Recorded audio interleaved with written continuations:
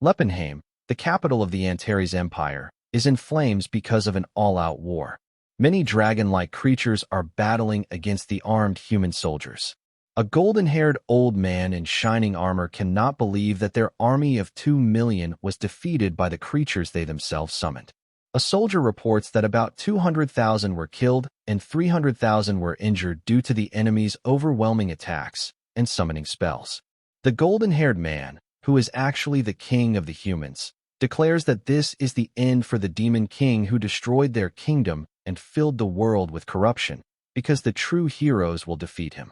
Hearing this, the soldier praises his king's wisdom. In the Hall of Abyss, deep within the great demon palace at the heart of Garak City, the hero Alex von Hallion shouts that today all the crimes of the demon king will end. Many other heroes stand with Alex, declaring that it is time for the demon king Leppenhard to return to darkness. The one they call the demon king is in fact the emperor of the Antares Empire. Another bearded hero, Stellar Sword Cyrus, takes his stance and vows to destroy Leppenhard to end the so-called Dark Empire. Leppenhard sits calmly on his throne, remarking in annoyance that they insist on calling his empire dark when it already has a perfectly fine name, Antares, where the sun and moon rise like anywhere else. The king of Feast, Tezron, reveals his golden aura and insists that once the demon king is defeated, the demonic creatures will also lose their corrupted nature. But Leppenhard knows this is not the truth. The creatures have always lived the same way. He merely taught them human war tactics. Humans only call them corrupted because they can now fight on equal terms, which threatens human dominance. Leppenhard asks if all the warrior kings have fallen. Stellar proudly confirms he fought the mighty orc warrior Tacit, who did not stand a chance against his sword. Shocked by the news, Leppenhard mourns Tacit's death. Orcs may appear rough, but they are loyal and honorable beings who protect the weak. Tezron laughs, adding that even a troll has paid for its so-called sins. This shocks Leppenhard further when he learns that Guru Atilka has also been slain. Trolls may look intimidating, but they honor nature and seek harmony with the world.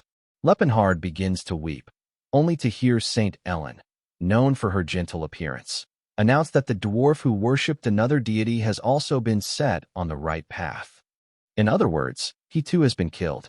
Leppenhard cannot believe that even Maiklin is dead, and he questions when the dwarven god Allport became known as a god of darkness. To him, it is clear that humans treat any deity outside their own main god, Sayer, and the 12 deities as evil. Then Jade Arclight, the light wizard, proudly demonstrates his magic while declaring that he has already sent a so-called dark elf to the afterlife. This enrages Leppenhard, who reveals his power and asks if all the heroes are so eager to die. Seeing his black aura, the heroes proclaim that the Demon King is finally revealing his true nature, which only fuels his anger further. Tezron insists that the Dark Elves are fallen creatures, undeserving of pity. Leppenhard covers his face in despair, shouting that Cirrus was never a Dark Elf. She only had slightly darker skin because humans destroyed the forests, forcing her people into wastelands where they were scorched by the sun. He asks how they could call a pure-blooded high elf a dark elf simply for having tan skin. The heroes, unmoved, charge forward. Alex shouts that defeating Leppenhard will bring peace to the souls of the fallen. Leppenhard's eyes darken as he realizes there is no point in speaking with them anymore. To these humans, they see them only as evil beings to be destroyed. As Alex prepares to strike, Leppenhard decides to embrace the role of Demon King that they have forced upon him. He unleashes his power, breaking the ground beneath the heroes, and through his tears reveals that he was once an archwizard, though hardly an ordinary one. For him, the tragedy is clear. Humans have never accepted other races as their equals. Elves are treated like beautiful servants with long lifespans. Dwarves are forced into labor as skilled diggers and craftsmen. Orcs are used as strong workers, and trolls are harvested for their healing abilities. All of these races had lost their pride and dignity, living as slaves. Leppenhard was shocked when he uncovered the hidden injustice buried within this forgotten culture. By living among them, he learned their way of life, and by combining the elves' elemental magic with the trolls' sorcery, he became the first person in history to wield the 10-circle magic. Through these exchanges, his values began to change. Unable to watch the suffering of the enslaved races any longer, he started rescuing them. But as his territory expanded to give them shelter, it became harder to stay hidden from humans. Eventually, humans sent armed knights to invade his lands. Although his people only defended themselves, their territory continued to grow, and the village expanded into what became the Antares Empire. All the races were overjoyed to finally have their own kingdom. Lepenhard never built the empire out of hatred for humans. He simply believed all intelligent beings were equal. He never sought revenge, yet the result was all-out war. Even when citizens praised the empire as a great place to live, humans dismissed it as nothing more than the evil magic of the Demon King. Lepenhard understood that perhaps having orcs and goblins as imperial guards seemed intimidating, but that was no excuse to harm innocent people. As ruler, he now saw it as his duty to protect his citizens. He abolished old laws that allowed cruelty toward other races and created new laws of equality. In the Great Battle, Lepenhard strikes Alex, sending him flying. He declares that Alex may have been skilled in both sword and magic, but he mastered neither, making him a jack of all trades, master of none. To Lepenhard, true specialists were the ones who survived. One by one, he defeats the heroes, except for the mighty Tezron, whose unmatched strength and endurance make him far more dangerous. Tezron charges at Lepenhard, breaking through the palace walls with sheer force. Lepenhard dodges, thinking that Tezron is a man who devoted his entire life to perfecting one skill. Bringing him down would not be easy. Tezron closes in again, smashing through stone as Lepenhard leaps onto a crumbling platform, only to be attacked once more. Lepenhard counters with magic, but Tezron's punch still lands. Striking his head, he taunts Tezron, claiming he blocked the strike with magic, but inside he knows his spine has been shattered. As Tezron steps forward to finish him, Lepenhard admits defeat, saying Tezron has won. Tezron replies that now the enslaved races will be freed from their so-called evil nature. Those words enrage Lepenhard. He realizes that to humans, other races will always be seen as slaves or corrupted beings, no matter how noble they truly are. His frustration boils over, and he reveals an ancient artifact known as the Eye of Time and Space, found deep within the ruins. Not even a 10-circle mage like himself had ever been able to unlock its secrets. Tezron shouts in alarm, demanding to know what he is planning. Lepenhard declares he will attempt a time and space spell, one capable of defying even the order of the gods. Though unsure if it will activate, he has nothing left to lose.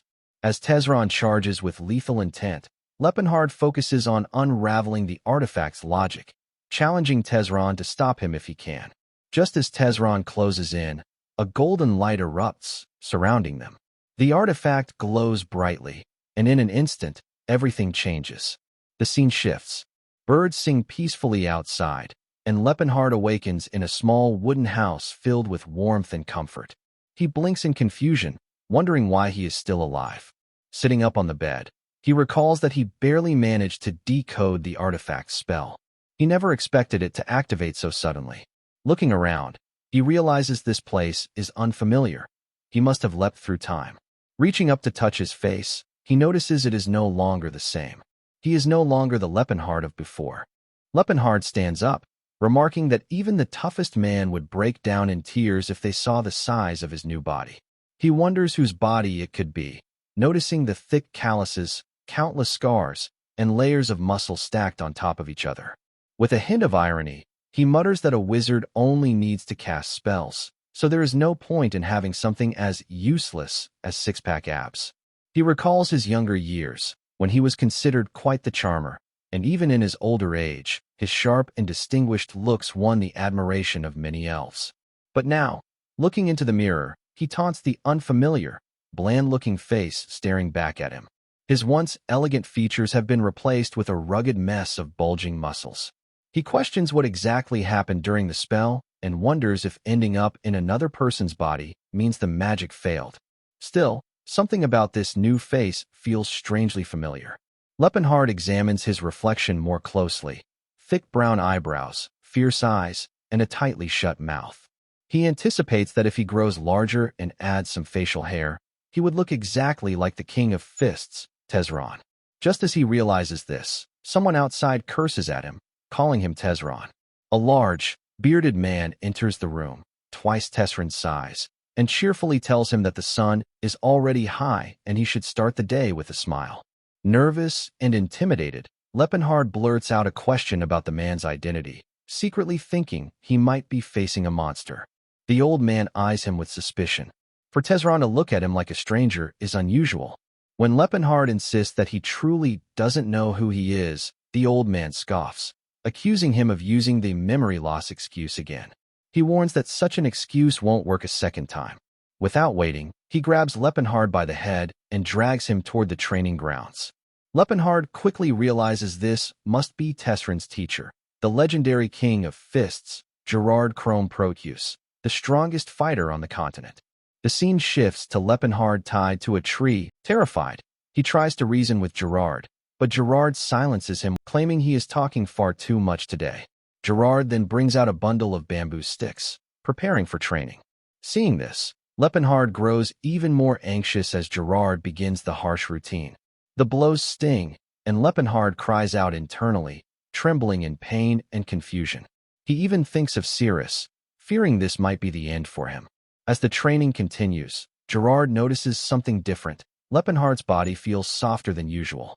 He begins to suspect that maybe Tezron truly has memory loss this time. After all, their martial sect, known as the Gym Unbreakable, is infamous for its intense and unforgiving training. Even Gerard himself admits he once lost his memory during the brutal routines. With a smirk, Gerard decides there's nothing to worry about and concludes the solution is simple: train harder. He intensifies the strikes, shouting that the more Tezron endures, the faster the memory loss will vanish. Lepenhard, trapped in Tezron's body, begs for help in his mind, while Gerard continues lecturing.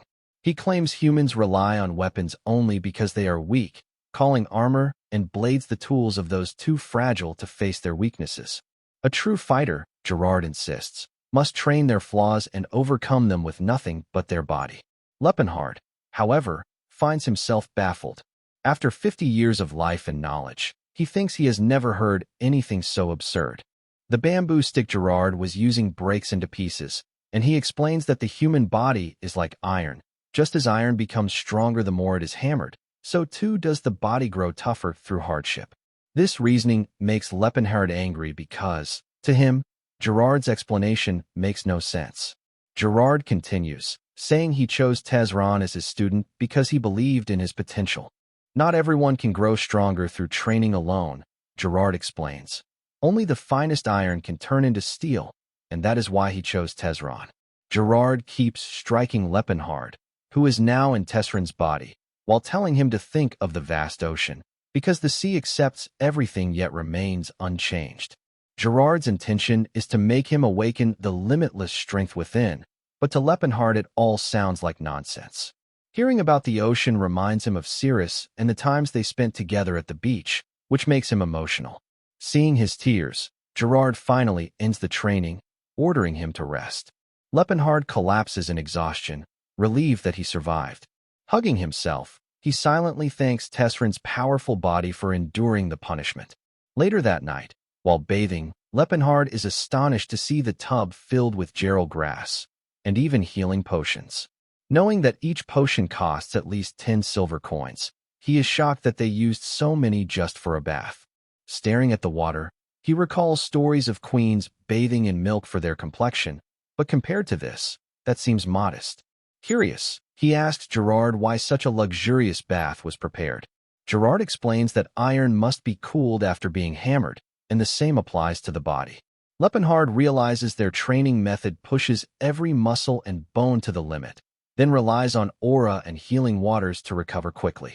By regenerating before the body breaks down, they make it tougher each time. Though still skeptical, Lepenhard admits it is not a completely baseless method. Having fought Tezron himself, he knows firsthand how incredibly resilient his body is. This means Tezron must have endured such training since his youth. Leaning back in the water, Lepenhard becomes certain that he has indeed traveled into the past. Yet he wonders what happened to the younger Lepenhard of this timeline. Could both versions of him exist at once? He considers two possibilities. Either the Leopard of the future now coexists with his younger self, or the young Leopard's body carries the soul of Tesron. After taking the medicinal bath, Gerard arrives with piles of meat and orders Leopard to eat it all, explaining that he needs to replenish his body with nutrients after pushing it to the limit. Leopard immediately begins eating, though reluctantly. Once the meal is finished, Gerard takes him jogging to work off the food. Leopard follows with a heavy backpack on his shoulders, but quickly grows exhausted. Seeing this, Gerard asks if the jogging is too much and suggests they return to morning training. But Leopard refuses and pushes himself forward, wondering how long he will have to endure this brutal regimen. Afterward, he collapses into bed, completely drained. Although he is now inside the body of young Tesron, the experience makes Leopard cry. He has no idea how this strange situation will affect the future, and more than anything, he wants to escape the mountain. He worries about what might happen if the two souls, his and Tesron's, ever cross paths. The uniqueness of each soul is, after all, an unbreakable law of the universe. If he is unlucky, both souls could be destroyed. He recalls that the younger version of himself won't begin his journey as a wizard for another 10 years, as he is likely still buried in books at the Delphia Magic Tower. That means the chance of meeting him is small. Still, there remains the possibility of Tesron taking over the young Leopard's body. If that happens, Leopard is certain Tesron would come after him. However, Tesron's true strength lies in his well-trained body, and the young Leopard's body would be far too weak to match it, unless Tesron could somehow become a 10-circle wizard. The Gym Unbreakable's training requires the guidance of a master, so it should be impossible to achieve alone. But Leopard also knows that Tesron is the kind of man who might find a way regardless. For now, Leopard decides his top priority is escaping the mountain. At midnight, he makes a run for it. But to his horror, Gerard is already waiting for him. The old master asks where he thinks he is going. Shocked, Leopard wonders how long Gerard has been sitting there. Gerard calmly explains that it has been months since Leopard first tried to escape, and this is now his 9th attempt, meaning he will soon hit double digits. Frustrated, Leopard blurts out the truth. He is not Tesron, but Leopard, a wizard. Gerard, however, doesn't believe him. He smirks, saying that Tesron has used all kinds of wild stories before, claiming he came from another world, met gods and dragons, or was the reincarnation of a martial arts master from the eastern continent. Leopard breaks into a sweat, realizing Tesron's past excuses ruined his credibility. Gerard pats his head, calling the latest story pretty convincing, but insists he return to bed. He drags Leopard back to his room, while Leopard silently vows to try again tomorrow. Every attempt fails. When Leopard tries sneaking through the bushes, Gerard is already there. When he tries escaping through the river, Gerard pulls him out again, assuring him that he understands how he feels, but urging him to endure the training a little longer, promising it will pay off. The man once feared as the Demon King, for his persistence, eventually gives up on escaping altogether. During training, Gerard explains the apprentice escape prevention method perfected over more than 130 years. Their clan is so strict that not a single student has avoided faking illness or attempting to run away, and yet none have ever succeeded. Leopard breaks into tears, realizing that even if he manages to escape, Gerard will hunt him to the ends of the earth. At this point, he thinks it may be easier to ask for permission to leave than to keep trying. Time passes, and 2 long years go by. Leopard endures the relentless training day after day, living what feels like a never-ending trial. Then, one day, Gerard finally congratulates him. After all the suffering, Leopard has awakened his aura. Leopard had heard that even stellar sword Cyrus, who was praised as a genius, did not awaken his aura until his late 20s. Yet somehow, Leopard managed to achieve it before turning 20. He was stunned by the sight of his newly awakened aura, but Gerard only laughed, asking why he looked so surprised when it was the natural outcome of Gym Unbreakable's training. Gerard had been striking him with a bat during training, but it no longer hurt. When physical training pushed Leopard's survival instincts to the edge, his will to live strengthened his vitality, and that power manifested as aura. Tossing the bat aside, Gerard declared it was time to move on to the next stage, skill training. Excited, Lepenhard thought this meant he would finally learn martial arts techniques and maybe even get the chance to leave the mountain. When he asked what kind of skill training it would be, Gerard laughed, revealed his own aura, and explained that it simply meant free sparring with him. Lepenhard fell silent at the thought, and so another 3 years passed. In the southern region of the Vasily Kingdom, deep within the rugged Rocked Mountain range, Lepenhard stood before a waterfall, powering up his fist with aura. He named the move Calamity Horn. Gathering mana into his fist, he struck the mountain wall, leaving a massive hole. He wondered if 3 layers of power were still his limit, since he felt he could reach higher with more training. Calamity Horn was a secret technique that channeled all of the body's power into a single devastating strike. The aura condensed in successive layers, forming what looked like a horn, hence the name. The ultimate form of the technique was 9 stacks, a strike said to be powerful enough to challenge even a deity. In his past life, Tesran had only managed 7 stacks, and Gerard himself had only reached 8. Gerard told him that he would not be allowed to leave the mountain until he could achieve at least 4 stacks. Standing on the cliff, Lepenhard muttered that since Gerard had gone down to the village, he would take his time and maybe even enjoy a drink. The old Lepenhard would have seen this as an opportunity to escape, but now he was different. Instead, he paused his physical skill training and tried casting a magic spell.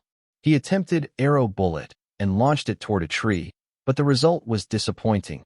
His body simply was not cooperating.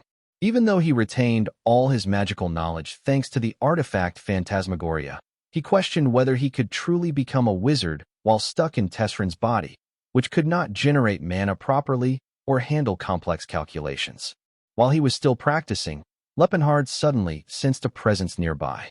It wasn't human. An orc emerged from the trees, equally surprised to see him. After realizing that the person in front of him is an orc, Lepenhard notes from his size that he must only be 3 or 4 years old. He wonders if the young orc has escaped from a battle arena, as he is still very young. Frustrated, the orc orders Lepenhard to pretend he didn't see him, promising not to harm him if he complies. From this, Lepenhard realizes the orc is actually trying to start a conversation, since he shows no hostility, even in tense situations. Lepenhard smiles and asks if the orc is being chased. Surprised, the orc asks how a human can speak the language of grace. Lepenhard replies that he learned it long ago from orcs he once knew. Relieved, the young orc admits that he is indeed being chased. Lepenhard offers to help and asks if he can be trusted. The orc answers that anyone who speaks the language of grace is like a brother to him, and he can sense Lepenhard's genuine goodwill. However, he warns that helping him will put Lepenhard in danger as well. From the orc's eloquence, Lepenhard suspects he is of noble blood. He reassures the young orc that he has the power to help and must trust him. Lepenhard then uses magic to conceal the hole he had created earlier during training and tells the orc to hide inside. Surprised, the orc asks if Lepenhard is a wizard. Lepenhard casually asks if that seems strange. The young orc replies that it does, since Lepenhard has such a strong physique, but he gratefully enters the cave and thanks him for his help. Almost immediately, a group of mercenaries in armor arrive, complaining about whether chasing a young orc is really worth a few silver coins. They approach Lepenhard and ask if he has seen an orc pass by, promising him 1 gold coin if he provides information. Among themselves, they whisper that they have no intention of paying and will trick him once they get the answer. Lepenhard calmly replies that he knows nothing. A tall man with long black hair points to the tracks nearby and accuses him of lying, noting that the footprints lead directly to him. Lepenhard then remembers that basic concealment magic does not hide tracks. Thinking quickly, he insists this is his residence and refuses them entry.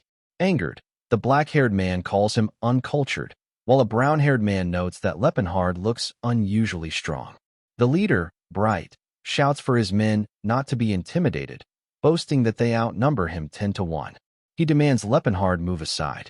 Realizing they won't leave peacefully, Lepenhard begins casting a spell, recalling Gerard's teaching, that his fists alone are deadly weapons, so he must show mercy to those weaker than him.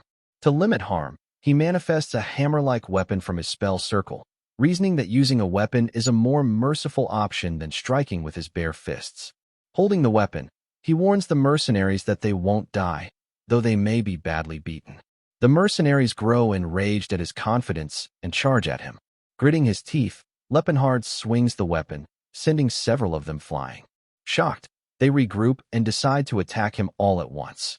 The weapon technique he uses, the cudgel technique, is not truly meant for combat, but for training. It is designed to toughen the body by striking every part of an opponent relentlessly, with no defensive moves, only pure offense. As Lepenhard strikes down the attackers, a white-haired man sneaks behind him and strikes with the sword. To everyone's shock, the blade crumples on impact while Lepenhard remains unharmed. He looks at himself in disbelief, wondering how anyone can still call his body human when not even steel can pierce it. Though it is his body now, the reality still feels absurd. The remarkable thing about the cudgel technique is that it never kills opponents. Even if their joints are damaged, Lepenhard keeps attacking the mercenaries, thinking that this technique ensures they will survive. Soon, all of them are trembling and writhing in pain, leaving only Bright standing, his body shaking with fear. Pointing his sword at Lepenhard, Bright demands to know his identity.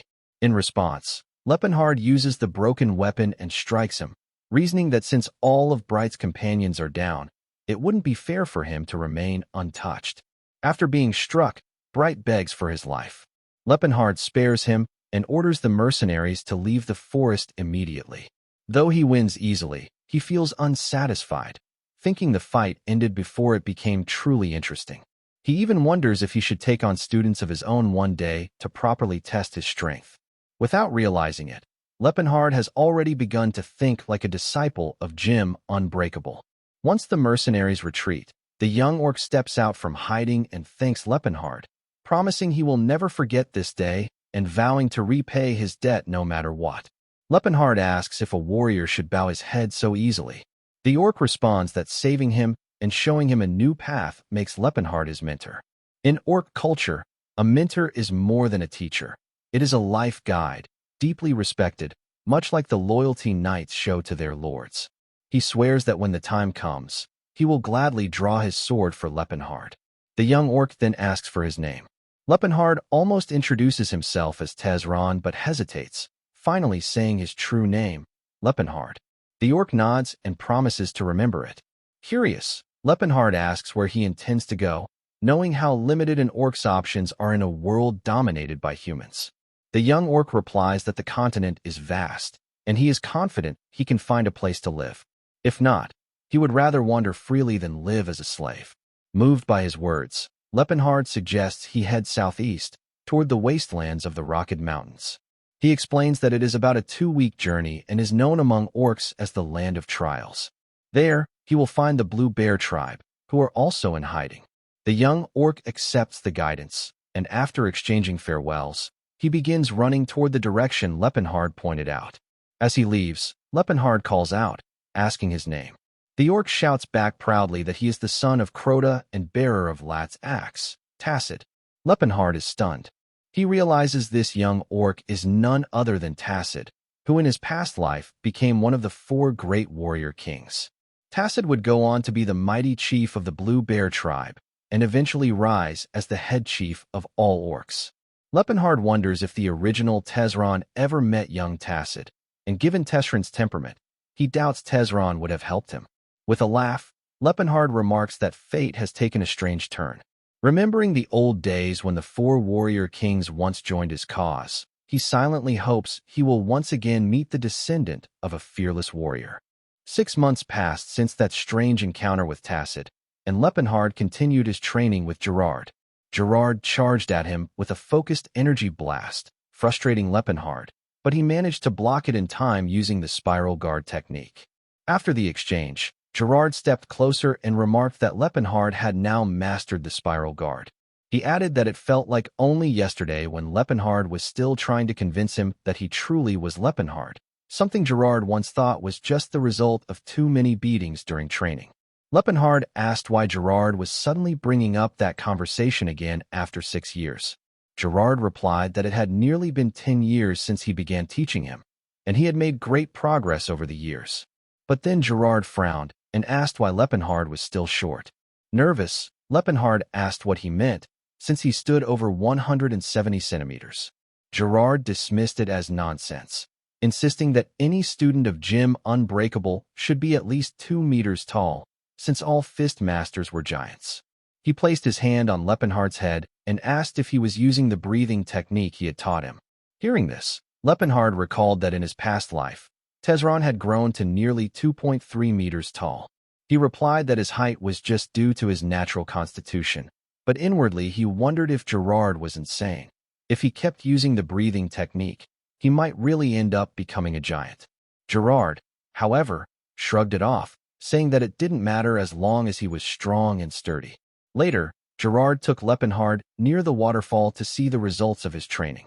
There, Lepenhardt unleashed his power, leaping into the air to use the Calamity Horn technique. With 4 stacked layers of aura, he struck the ground, shattering the ice into countless pieces. Gerard laughed proudly at the sight and praised him, declaring that he would not be defeated by anyone. Lepenhardt, pleased with himself, was thrilled to have finally mastered the 4-stack Calamity Horn. Gerard then announced that it was time for Lepenhardt to go out into the world. Shocked, Lepenhardt hesitated, but Gerard encouraged him, saying he should live his life however his heart desired. Whether he chose the path of good or bad didn't matter. His reward for years of training was the freedom to live as he wished. Gerard then shared advice from 60 years ago, passed down to him by his master, Rastal, the 3rd king of fists. Rastal told him to always remember 3 things. First, it was fine to gather wealth, but never through unjust means. Young Gerard, puzzled, asked why he would say this when he had once told him it was fine to be a villain. Rastal explained that if he chose to be a villain, he should at least be a classy one with dignity. The second piece of advice was to always stand with those who had been wronged, as it was better to live a life worthy of praise. When Gerard asked if that meant he shouldn't side with the weak, Rastal explained that the weak are not always in the wrong, and besides, almost everyone was weaker than a student of Gym Unbreakable, so they could not be the judge of who was truly weak. Finally, the third and most important rule was to never let the legacy of Gym Unbreakable die. The scene shifted back to Gerard and Lepenhardt in the present. Gerard told him to find a student one day to pass on this great teaching. Lepenhardt agreed, promising to remember those words.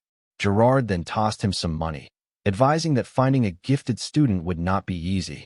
He told him not to waste his life searching endlessly, but to make sure never to let such a student slip away once they appeared. Gerard packed some travel money and clothes for Lepenhardt. Seeing that it was only 30 silver coins, Lepenhardt complained that Gerard could have easily given more, since he was the wealthiest man in the Vasily kingdom. Although 30 silver coins was enough for half a year of living expenses for a commoner, Gerard explained that their martial sect had set a standard amount for departure funds. He added that back in his day, it had only been 25 coins. Gerard then told Lepenhardt he had left him a small gift hidden in the Seatlad mountain range, handing him a map with the location marked on it, and advised him to check it out if he ever passed by. Lepenhardt unfolded the map and prepared to finally leave the mountain, still wondering if he was truly free at last. Looking back at the snowy peaks, he felt a mix of relief and hesitation. Suddenly, Gerard released a surge of aura, startling him, and shouted for him to go. He told Lepenhardt not to let their farewell hold him back, reminding him to stay strong and move forward, because he was the successor of the greatest teacher in the world. Encouraged, Lepenhardt began running, the sound of Gerard's explosive aura echoing behind him. The scene then shifted to an inn in the city, where a black-haired man tried to stop an elderly man, the inn's chief, from confronting a group of armored knights. The old man, however, refused to back down, even knowing he was going against nobles, because he could no longer stay silent. Approaching a brown-haired knight, he demanded payment for the food and lodging consumed by him and his men during their stay. The knight smirked and tossed him a gold coin, thinking condescendingly that it was more than enough for commoners and mocking them in his mind. The old man caught the coin, examined it, and then called out again, saying that 1 gold coin was not nearly enough. Enraged, the knight shouted, accusing the old man of trying to scam him and claiming that he, as a noble, knew the market value better. In his arrogance, he struck the old man across the face. To the onlookers, however, it was clear, this knight was nothing more than a bandit in armor, a man who took over their homes, devoured their food, and then offered a single gold coin as if it covered everything. The old man, clutching his face, thought bitterly that the knight hadn't even considered transportation costs or labor. Just then, another man appeared and asked Edward, the knight, if there was any problem. Edward quickly replied to Stefan that everything was fine. But Stefan arrogantly stepped forward, belittling the old man and the townsfolk, sneering that they didn't know their place as commoners or when to stop. The scene shifts to the past, where Lepenhard is lying beside Cirrus after spending time with her. As Cirrus keeps touching his body, Lepenhard asks why, and she simply replies that it is because she likes it. Lepenhard, embarrassed, asks what she could possibly like about his skinny frame. With a gentle smile, answers that his body is elegant and sharp, like a well-honed blade. That was how Lepenhard's body once was, but now, he feels it has become more like that of a terrifying stone golem. The thought makes him cry as he apologizes to Cirrus.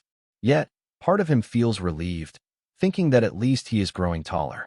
Looking out the window, he reflects that Cirrus, if alive now, would be over 70 years old, around the equivalent of 17 in human years.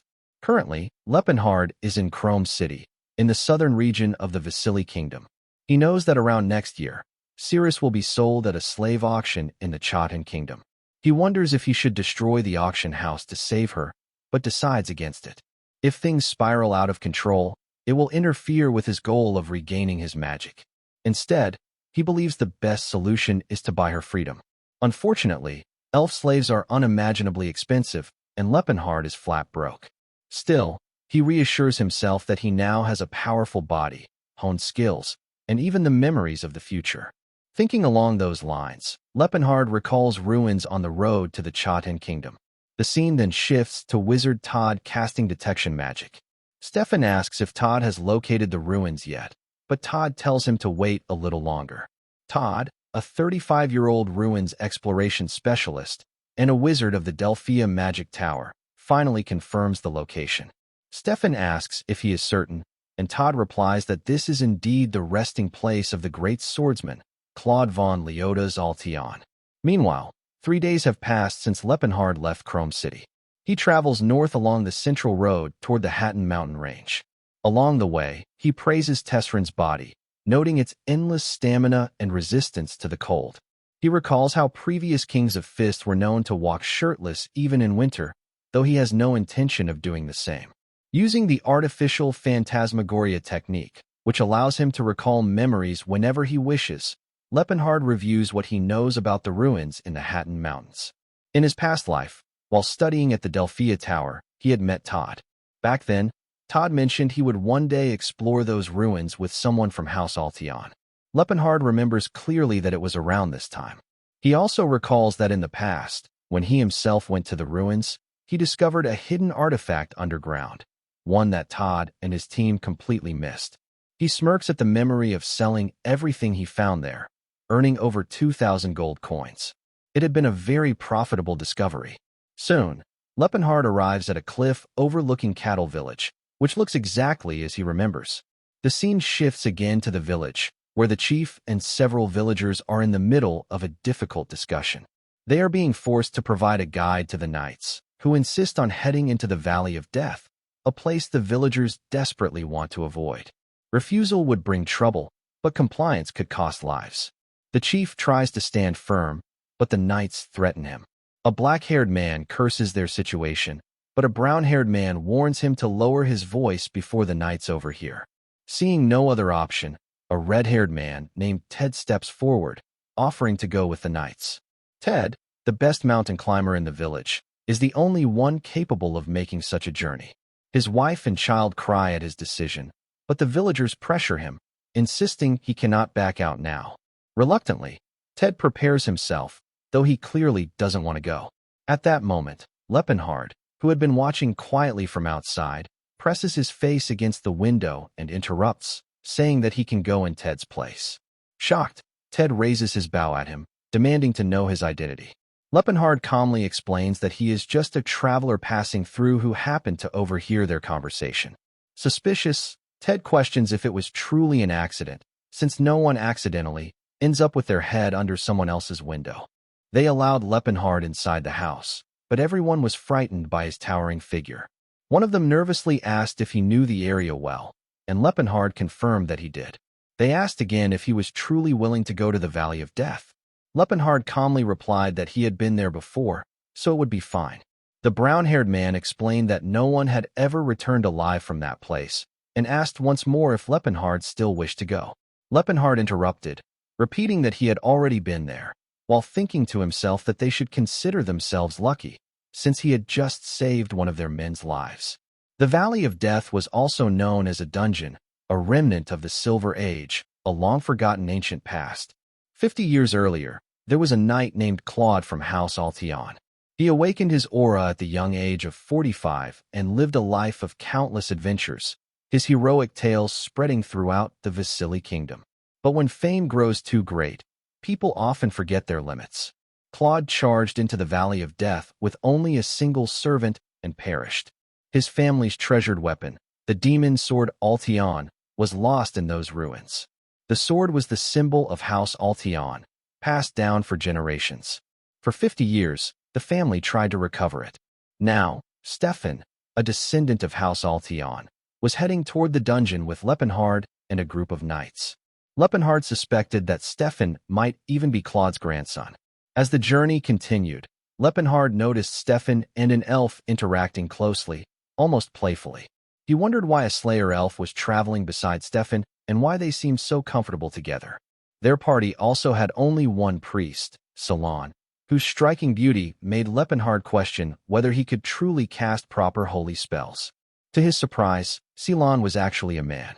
Lepenhard wanted to approach Todd, hoping to come up with an excuse to talk since it had been so long. In the past, when Todd was a young wizard, he used to chat with him in the same lively way. But something felt different this time, like Todd's attention was directed towards Salon. The thought made Lepenhard uneasy, sweating as he tried to convince himself that Todd wasn't that kind of person. Meanwhile, Edward told Lepenhard that he had made the right choice by joining them. Lepenhard brushed it off, saying it wasn't a big deal. Edward remarked that none of the villagers had dared to volunteer. Lepenhard replied that it was only natural for them to be afraid, but Edward insisted there was no reason to fear the dungeon since they were accompanied by the bravest knights in the kingdom. That arrogance irritated Lepenhard. To him, knights always seemed to be arrogant fools, their so-called chivalry only breeding more narcissists. Suddenly, a scream echoed from the mountains. Dozens of white-furred monsters charged at their party. Edward quickly ordered the knights to form defensive positions against the ambush. The Slayer elf and Stefan drew their weapons, and Stefan shouted that the monsters had dared to attack humans blessed by Sayer. He ordered his knights to strike back. Todd unleashed fire chain magic against the creatures, while Ceylon cast holy spells to strengthen the knights. Their coordination impressed Lepenhard. They were more capable than he had expected, especially Stefan, whose swordsmanship was sharper than anticipated. But from a fighter's perspective, their movements still seemed sloppy. It was no wonder Gerard always took pride in the training of Jim Unbreakable. Amid the battle, Lepenhard noticed a traveler under attack by one of the flying white-furred monsters. As the beast swooped down, Lepenhard stepped in, delivering a powerful punch to stop it, all while wondering why no one else was watching out for the helpless traveler. According to Todd's account, this was the place where their guide, Ted, had died at the hands of the white-furred monsters. The leader of the party, Stefan of the Altion family, fought alongside the knights. He wasn't an entirely bad person, but he never looked out for the people around him, which, to Lepenhard, was the very definition of a bad person. It was no surprise to him that their guide had died under Stefan's leadership. During the battle, Ceylon urged Lepenhard to hide behind a tree because it was dangerous. This made Lepenhard think that Ceylon might be the only decent one among them. A white-furred monster lunged at Lepenhard. He defeated the beast instantly, wondering if he still had unshed tears left from his years of harsh training. The orc-like monsters around them grew frightened after witnessing this. Once the battle ended, Stefan ordered Edward to report the damage and check if the wizard and priest were safe. Edward confirmed they were. Annoyed, Lepenhard asked if they didn't care about anyone else's safety. Stefan ignored him and proudly announced to the surviving knights that the Altion order was strong, telling them to enjoy their victory and rest. Seeing an opportunity, Leppenhard approached Todd to thank him for saving his life. Todd coldly replied that it was simply his duty.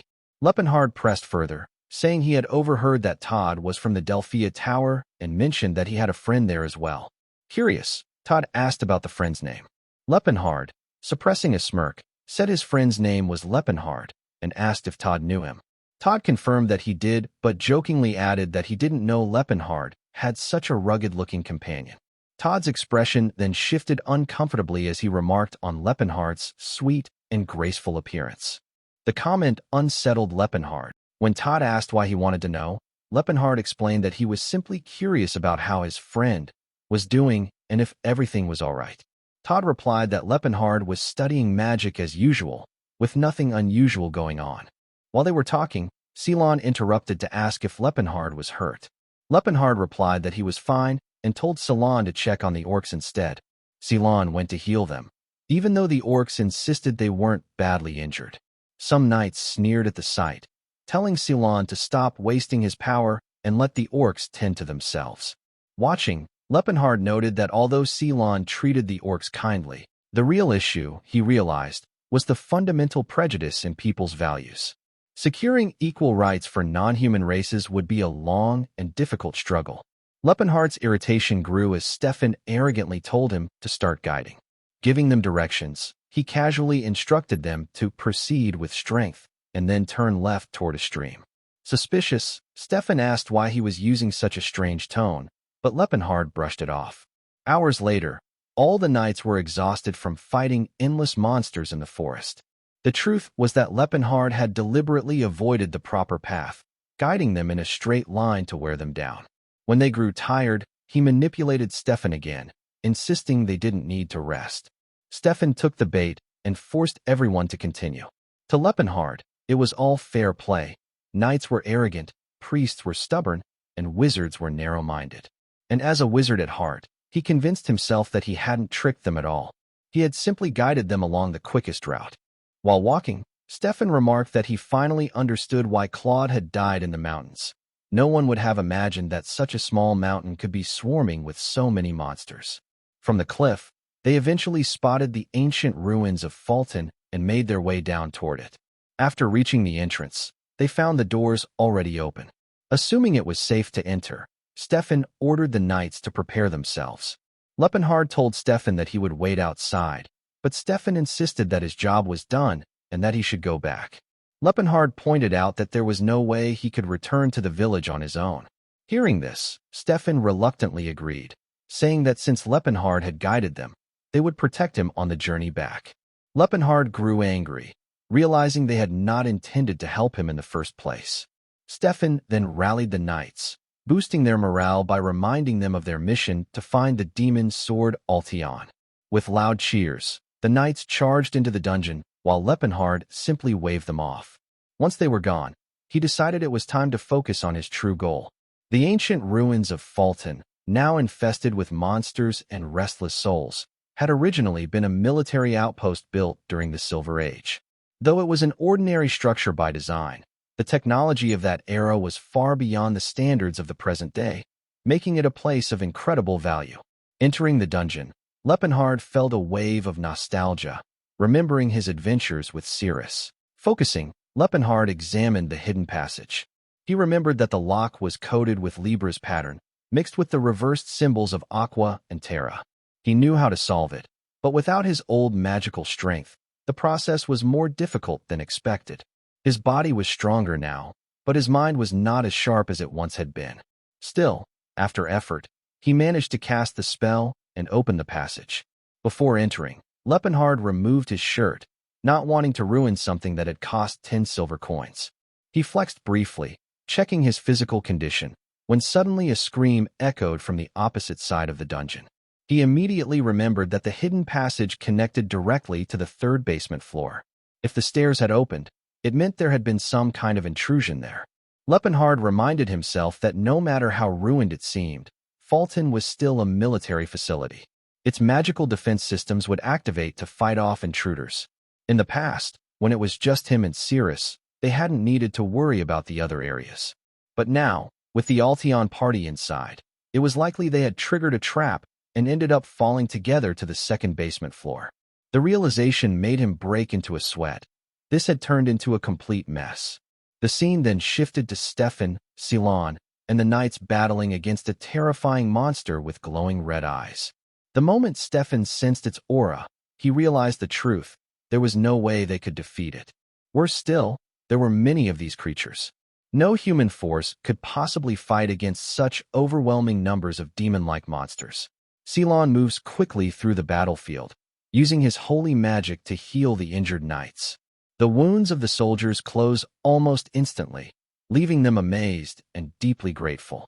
They thank Ceylon for saving them, but he calmly tells them not to worry about it, explaining that he needs them alive if he hopes to survive the dungeon himself. Afterward, Ceylon walks over to Todd, still thinking about how they suddenly sank from the previous floor. He sincerely thanks Todd for saving their lives with his magic.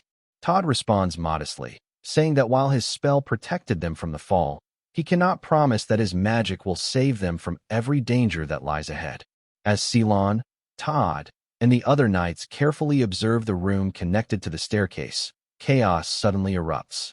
Terrifying monsters emerge after them. The creatures resemble undead beings, relentlessly chasing the knights with the intent to kill.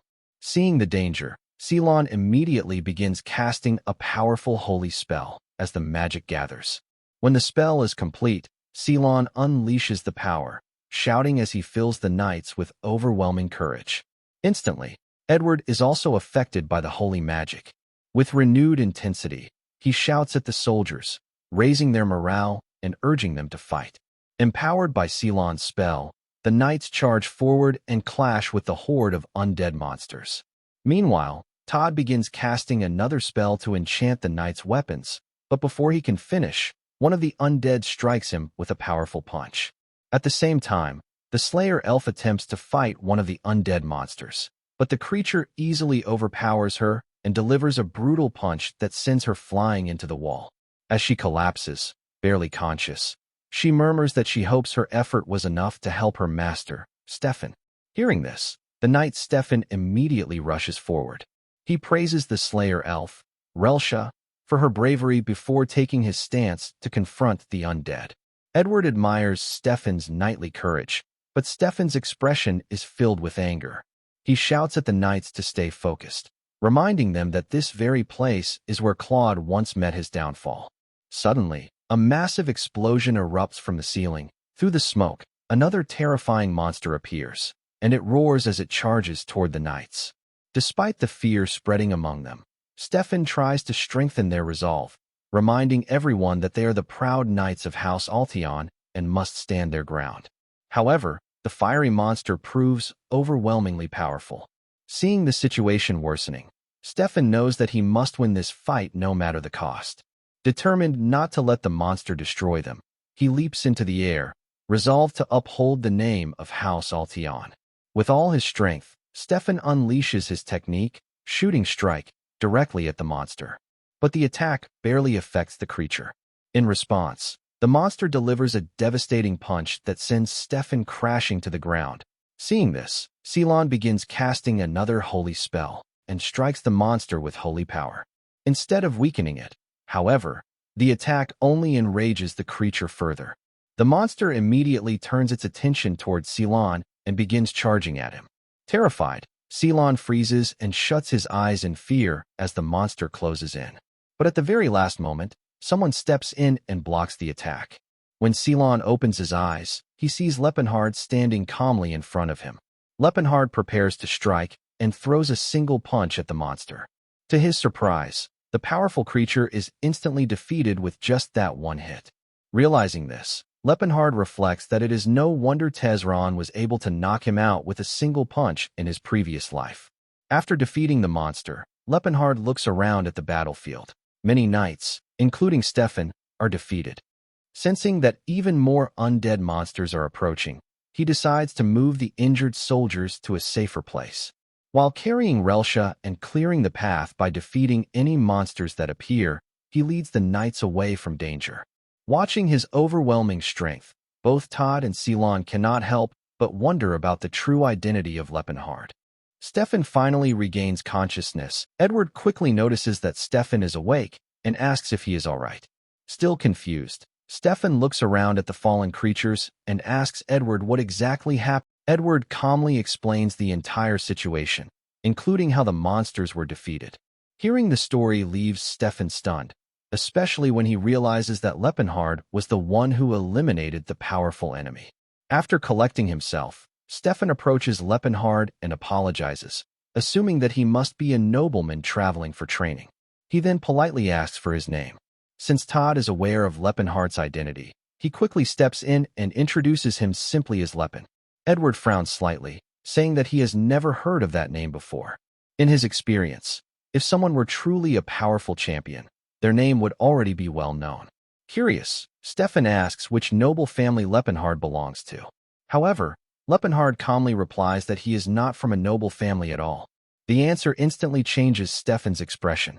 Realizing that Lepenhard is merely a commoner, Stefan becomes visibly irritated. He had assumed that Lepenhard was a nobleman's son on a training journey, and discovering otherwise feels humiliating to him. With a condescending attitude, Stefan taps Lepenhard on the shoulder and arrogantly remarks that Lepenhard simply stepped in at the end to finish off the work the knights had already handled. Still, he adds that Lepenhard was somewhat helpful. Lepenhard immediately knocks Stefan's hand away and asks if his memory is distorted, pointing out that Stefan is making claims that are not supported by what actually happened. Stefan's temper instantly flares. Angrily, he demands to know what Lepenhard just said and orders him to show proper respect to the Knights of House Altion. Edward quickly steps in to calm Stefan down, suggesting that a commoner might simply be unfamiliar with noble etiquette.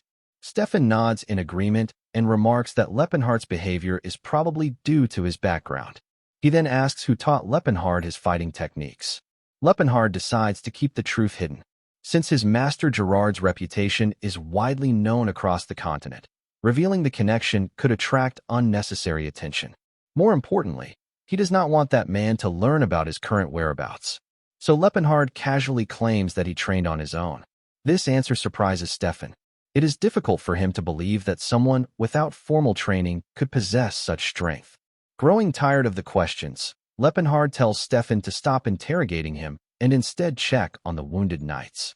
Edward quietly observes the conversation and thinks that Lepenhard seems surprisingly comfortable speaking in such a commanding tone.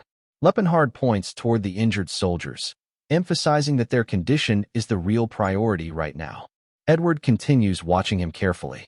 The way Lepenhard speaks sounds natural, almost as if he is used to giving orders from a high position. Edward also notices that Lepenhard shows no concern about the difference in their ages, speaking to them as if he were the older one. This makes Edward wonder if Lepenhard might not simply be rude, but perhaps someone of noble or even royal background from another country. The more Edward thinks about it, the more interesting Lepenhard becomes to him. Just then, Ceylon approaches Lepenhard with an unusual curiosity and asks about his height. Lepenhard replies that he is about 192 centimeters tall. Ceylon's eyes immediately sparkle with excitement. Ceylon continues asking questions, curious about the type of training required to build such a powerful physique. Lepenhard casually explains that he mostly got beaten up a lot during training, ate plenty of food, and lifted heavy weights. As he answers, he quietly wonders why Ceylon has suddenly become so friendly. Still curious, Ceylon asks if it is true that fighters rarely share the secrets of their training. His fascination comes from his own past. After losing his parents at a young age, Ceylon was taken in by the orphanage. Because of his frail health and delicate appearance, the other children often teased him. Perhaps because of those experiences, Ceylon began to admire the things he lacked. He dreamed of having a strong body, a hearty laugh, and a deep voice. However, reality did not turn out the way he imagined. Ceylon never grew much taller, his voice never deepened, and his hair continued to grow too quickly. Even when he tried intense muscle training to gain strength, the result was unexpected. His holy power increased dramatically instead, as he constantly used healing magic to recover from muscle pain. Because of that, Ceylon gradually began admiring people with rugged and powerful physiques. Trying to escape the awkward situation, Lepenhard announces that he will go scout the exits and begins walking away. Hearing this, Ceylon immediately offers to accompany him. However, Lepenhard stops him and explains that if more injured knights are discovered while Ceylon is gone, there would be no one to heal them. Realizing that Lepenhard is right, Ceylon reluctantly stays behind. At that moment, Stefan steps forward and declares that he will accompany Lepenhard instead. He orders Relsha to remain with the others and assist the wounded knights. Stefan then walks beside Lepenhard and asks if it is acceptable for him to join. Lepenhard simply shrugs and tells him to suit himself as they continue forward. While walking, Stefan glances at Lepenhard's tall figure and continues thinking about the earlier events. Deep down, he struggles to accept that the knights of House Altion needed help from a commoner. In his mind, Lepenhard is probably feeling proud of himself for assisting the knights.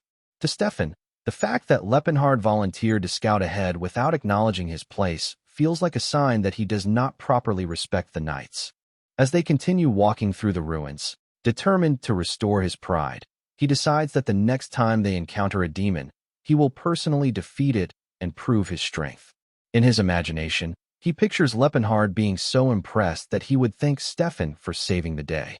However, while Stefan is lost in these thoughts, Lepenhard suddenly strikes him on the back of the head. Lepenhard does this deliberately because they have reached a location he does not want Stefan to see. At the same time, several monsters begin emerging from the shadows to attack them. Lepenhard deals with the creatures effortlessly, defeating them one after another without much effort.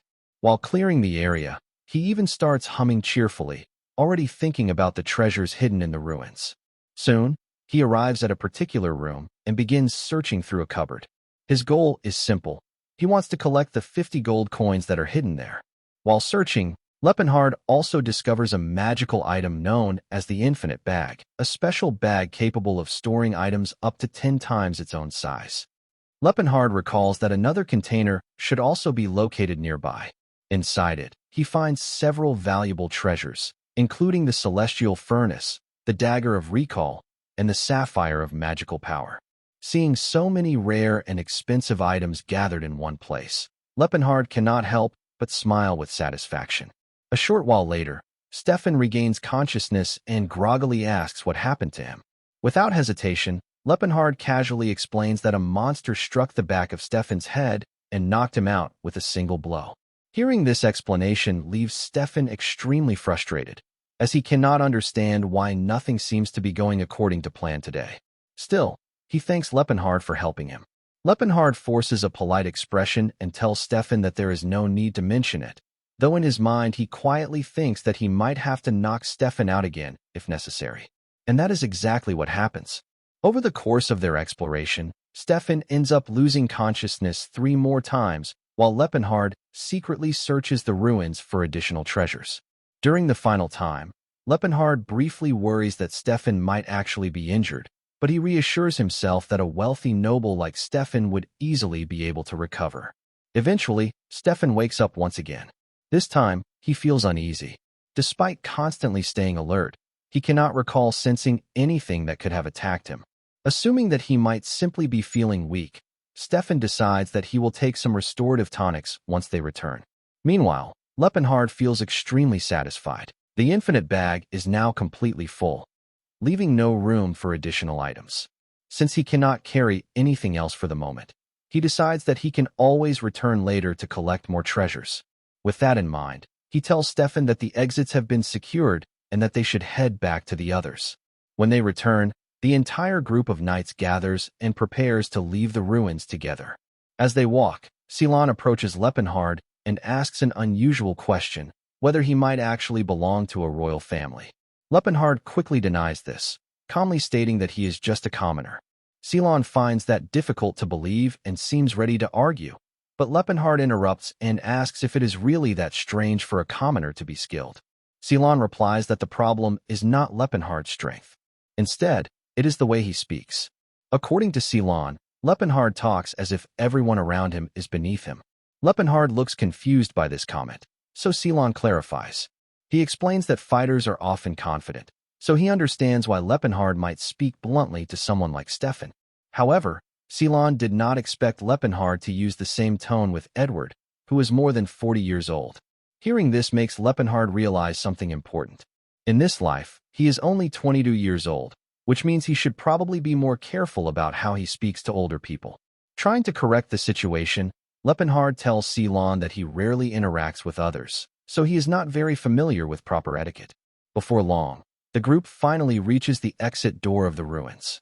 Stefan steps forward and opens it, but the moment the door swings open, everyone suddenly freezes. Standing inside the chamber is a massive monster known as a grell beast, roaring loudly as it guards the room.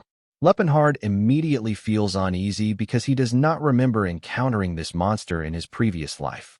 Stefan quickly draws his sword and declares that the grell beast is likely the guardian of the place. Hearing this, Lepenhard realizes what must have happened. The monster simply had not been defeated yet in his past timeline.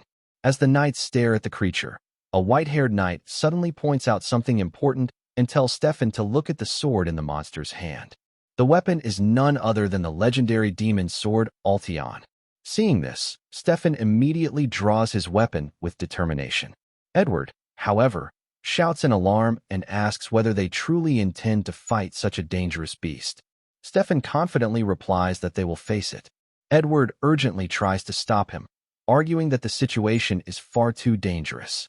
Since they have already located the sword, he suggests that they should return to the Altion March and gather reinforcements before attempting the battle. But Stefan refuses to accept this advice. In Stefan's mind, retreating now is not an option. He declares that he will reclaim the demon sword no matter the cost.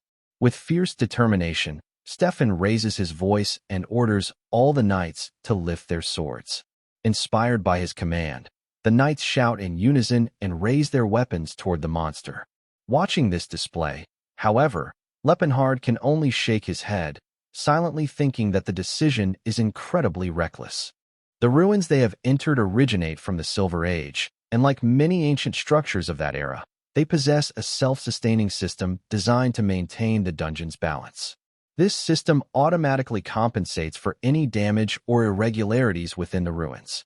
However, due to a malfunction, a creature from another world, the grell beast, was accidentally absorbed into the dungeon's defense system.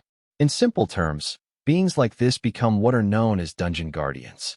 These creatures originally lived peaceful lives before being forcibly pulled into the ruins and bound to protect them. Once merged with the dungeon system, their strength increases dramatically. Lepenhard quickly realizes the seriousness of the situation. He remembers that in the past, a demon powerful enough to defeat Claude, an aura wielder, existed in this dungeon. If the guardian here is a creature even stronger than Tagrel, then its power would be on an entirely different level. Meanwhile, Stefan looks toward the knights and shouts confidently that the monster is restrained by chains, so there is no reason to fear something that is already bound. Lepenhard turns to Edward and quietly asks if they truly intend to fight the creature, because in his opinion, they have no chance of defeating it. Edward replies that they appreciate Lepenhard's help so far, but he also mocks him slightly. According to Edward, some things are worth risking their lives for. Hearing this, Lepenhard sighs inwardly. Soon, Edward also joins the battle, encouraging the knights and raising their morale. This only makes Lepenhard more worried. In his mind, the knights are already struggling against ordinary enemies, so he cannot imagine how they expect to defeat a monster like the grell beast. Ceylon begins casting holy spells to enhance the knights' agility and strength, but even with the magical support, the grell beast is far too powerful. Watching the fight unfold, Lepenhard mutters that he already warned them. One by one, the knights are sent flying by the creature's attacks. Despite seeing his comrades fall, Stefan continues ordering everyone to attack. At that moment, Lepenhard finally understands Stefan's personality. No matter how much someone tries to reason with him, Stefan will not listen. Still, Lepenhard believes Edward is more level-headed, so perhaps he could eventually be convinced. Even so, Stefan manages to hold his ground against the grell beast for the moment. If one were being generous, it could be described as moving like a butterfly and striking like a bee. In reality, Lepenhard thinks Stefan is mostly landing quick, opportunistic strikes while avoiding the monster's full power. Ceylon casts another spell, striking the grell beast with it. At the same time, Relsha leaps into the air and delivering precise attacks that perfectly coordinate with Stefan's movements. Watching this teamwork, Lepenhard quietly praises Relsh's skill. In his estimation, she might actually be more capable than Edward and could very well be the second strongest member of the Knight group. He then glances at Todd, who is preparing another spell. At that moment, Lepenhard begins to think that he may have underestimated the group's abilities. Todd unleashes a powerful blizzard storm spell. But suddenly, something strange happens. The chamber, which had been glowing with soft blue light, suddenly shifts to a deep red color. The change triggers a mechanism that snaps the chains restraining the Grell beast. The monster is now completely free. Lepenhard is genuinely shocked by this development. The Grell beast immediately leaps into the air and crashes down with tremendous force. It continues rampaging across the battlefield, striking at anyone within reach. Stefan attempts to attack again, but with a single powerful blow, the Grell beast sends him crashing into a wall. Edward comments that it is fortunate Stefan is still able to move. Determined to continue the fight, Stefan and Relsha coordinate another attack. Relsha jumps high into the air to strike the monster, but before she can land her blow, the Grell beast suddenly releases a massive burst of fire from its mouth. The flames surge directly toward Ceylon. Frozen in fear, Ceylon can only stand there as the attack approaches. At the last moment, however, Lepenhard steps in and pulls him out of danger. Afterward, Lepenhard apologizes to Ceylon, saying that he was briefly caught off guard and could not reach him sooner. Now standing directly in front of the Grell beast, Lepenhard studies the creature carefully. He wonders whether he truly has a chance of defeating it with his current strength. At the same time, he is curious about how far his new martial abilities have developed. He also wonders whether the demon can withstand the power of his body's martial techniques. If he were still a wizard like in his previous life, he would normally avoid taking such risks. But now he is a fighter, and the idea of facing a powerful opponent excites him. This thrill is something he never experienced in his past life. With that thought, Lepenhard charges forward, saying that it seems he has truly become the kind of martial artist that Gerard would be proud of. Gerard once taught him that in uncertain situations, it is often best to throw the first punch. Following that lesson, Lepenhard launches a focused energy blast, striking the Grell beast directly. However, the attack barely affects the monster. The Grell beast retaliates instantly.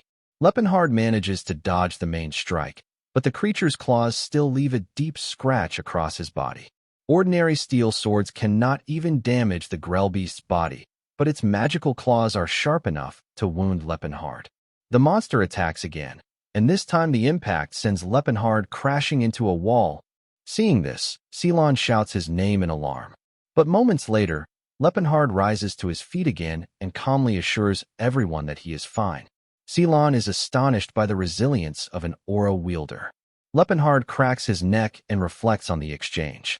If he had endured the earlier attack just a little longer, he might have found an opening to counter.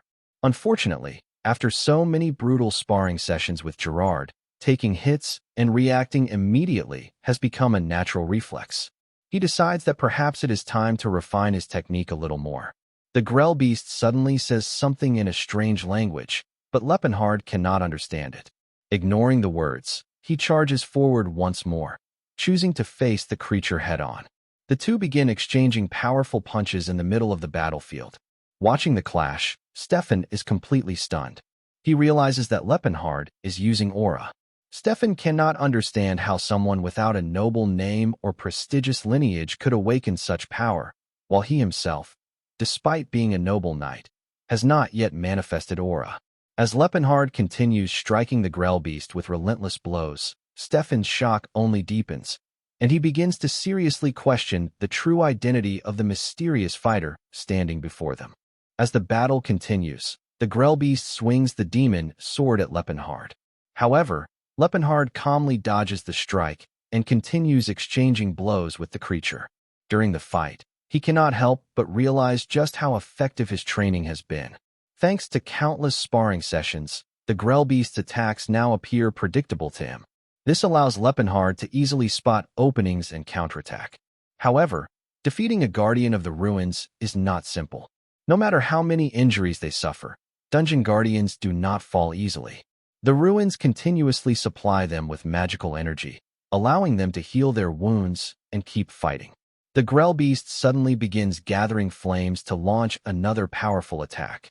Before it can release the attack, Lepenhard rushes forward, grabs the creature, and locks its joints in place. Then he delivers a powerful kick to the monster's face, casually calling it aerial combat practice. Immediately after that, he launches a rapid series of punches, referring to them as striking drills. Lepenhard continues attacking the Grell beast relentlessly, almost as if he is treating the powerful monster like the perfect training dummy. Meanwhile, the knights watch the battle in stunned silence.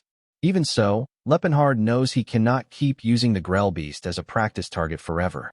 For a moment, he considers finishing the monster with the Calamity Horn, a powerful technique. But he quickly dismisses the idea. If he used that attack, the entire structure might collapse, burying everyone inside the ruins. Thinking about this makes him realize that the knights present are actually limiting his options rather than helping him.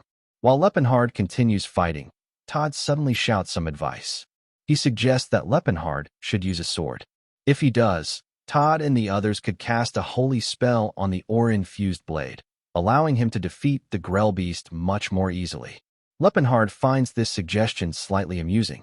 Of course he knows about that technique. The real problem is that he does not know how to infuse his aura into weapons. Confused, Todd asks what he means. Lepenhard explains that he can only circulate aura through his own body and has never learned how to channel it into weapons. Todd finds this extremely strange and calls it absurd. Lepenhard simply shrugs and replies that this is how things are done in his martial sect. At that moment, Ceylon calls out Lepenhard's name. While barely holding the Grell beast back and trembling from the strain, Lepenhard turns his head toward him. Ceylon suddenly asks an unexpected question, whether Lepenhard's body is strong and well-trained. Lepenhard replies that his body is indeed quite sturdy. Hearing this, Ceylon quickly begins casting a holy spell. He tells Lepenhard that he is about to grant him Philinant's blessing. Lepenhard grits his teeth as the magic flows into him. Once the spell is complete, he grabs the Grell beast and throws the monster violently into a wall. In that moment, he realizes that Ceylon has cast Holy Striking, a spell normally used to enchant weapons for stronger attacks. Seeing Lepenhard overpower the Grell beast, Ceylon excitedly shouts that the holy spell is working and urges him to finish the monster. Hearing this enthusiasm, Lepenhard briefly thinks that Ceylon is surprisingly aggressive for someone with such a gentle appearance. Still, he decides to end the battle quickly. Lepenhard dashes forward and delivers a powerful kick to the Grell beast.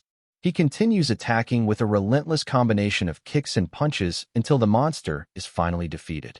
As the battle ends, Lepenhard throws one final punch upward, instinctively standing in a victorious stance.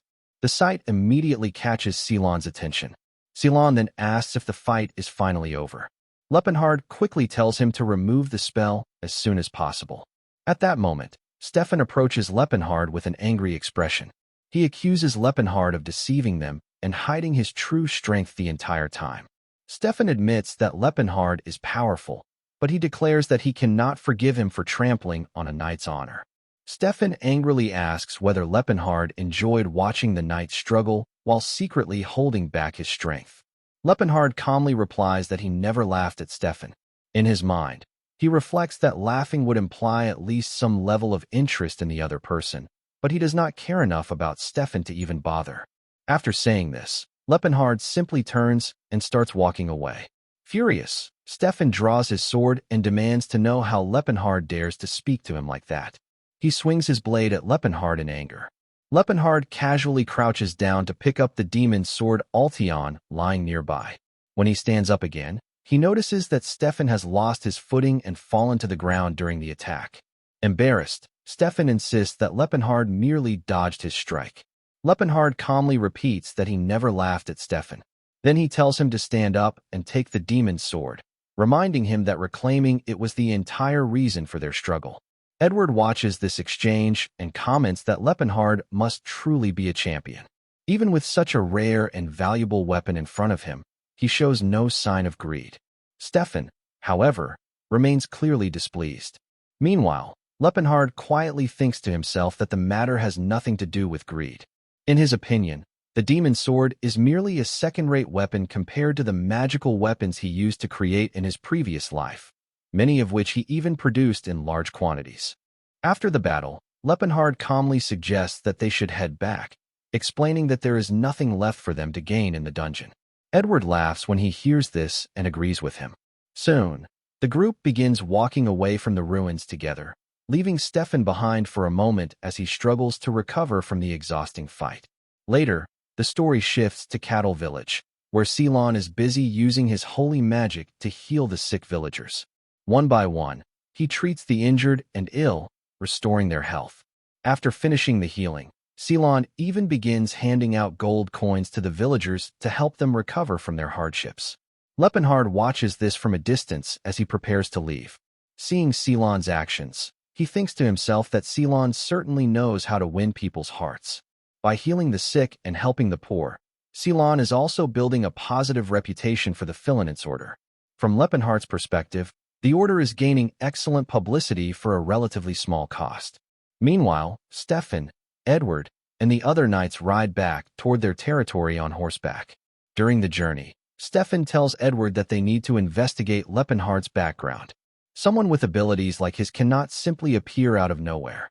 Edward replies calmly that he already expected this reaction. Anyone with such remarkable strength was bound to attract Stefan's attention sooner or later.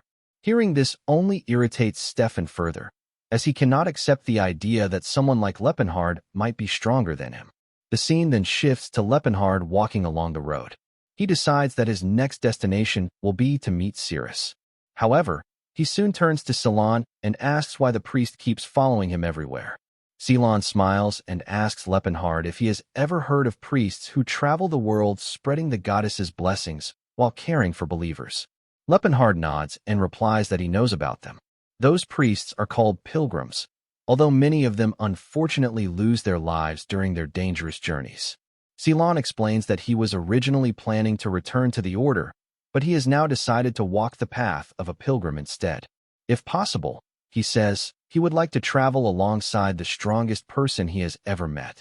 When Lepenhard looks at Ceylon's enthusiastic expression, he suddenly feels a chill. For a moment, he even wonders if Ceylon might share the same strange fascination with physical strength that Gerard and Todd have. Lepenhard begins to wonder if he is somehow cursed, as he keeps finding himself surrounded by unusual people like this. At first, since Ceylon seems like a decent person, Lepenhard considers politely declining his request. However, he quickly remembers something important. Ceylon is a priest, which essentially makes him the best possible first aid support for any journey. Since Cirrus might be weak or in need of medical care, having a skilled healer nearby could actually be very useful. After thinking it over, Lepenhard simply shrugs and tells Ceylon that he can come along if he wants. At the same time, he quietly tells himself that he is heading to meet Cirrus.